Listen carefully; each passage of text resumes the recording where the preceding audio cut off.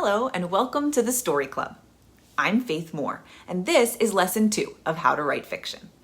In this lesson, I'm going to teach you how to develop the characters that inhabit your story. The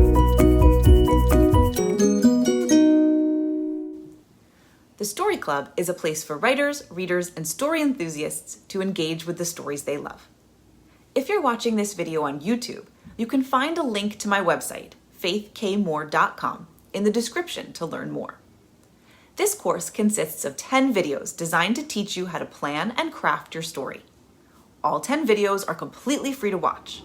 If you'd like to receive writing prompts and personal feedback tied to each lesson, visit faithkmoore.com and click on Course Offerings, then How to Write Fiction, for more info.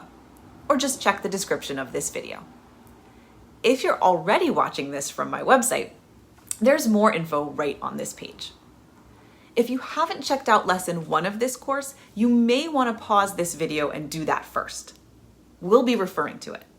Don't worry, I'll still be here when you come back. If you just can't bear to leave me, that's okay too. You'll figure it out. On to the lesson. A great story idea is an excellent first step, but you're going to need some characters if you want to make it work. Back in lesson 1, you began a list of characters when you fleshed out your what-if question and the conflict that went with it.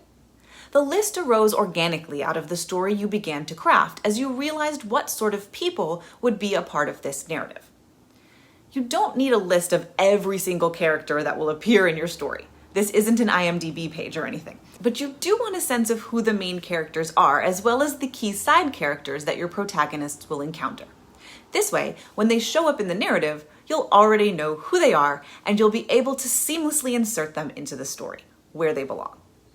It's important that your characters be the right characters for the story you've developed.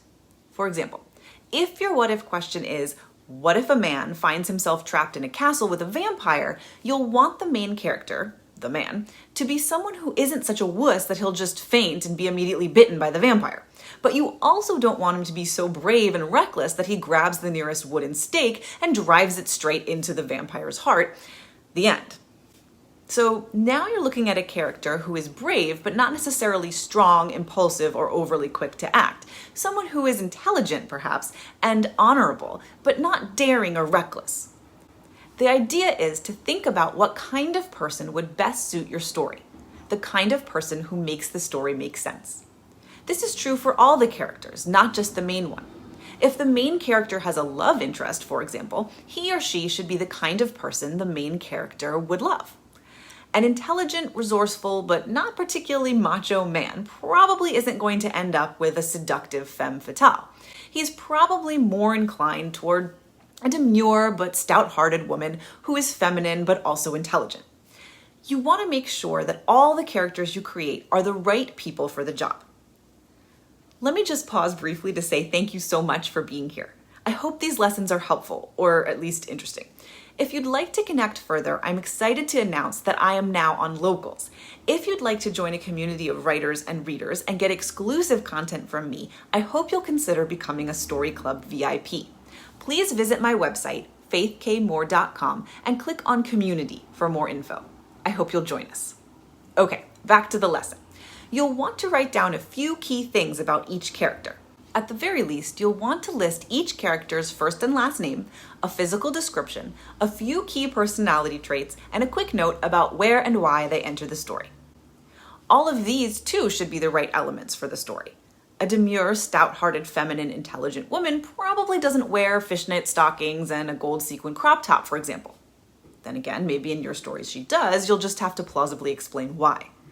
The other thing you'll want to think about when it comes to characters is their arc.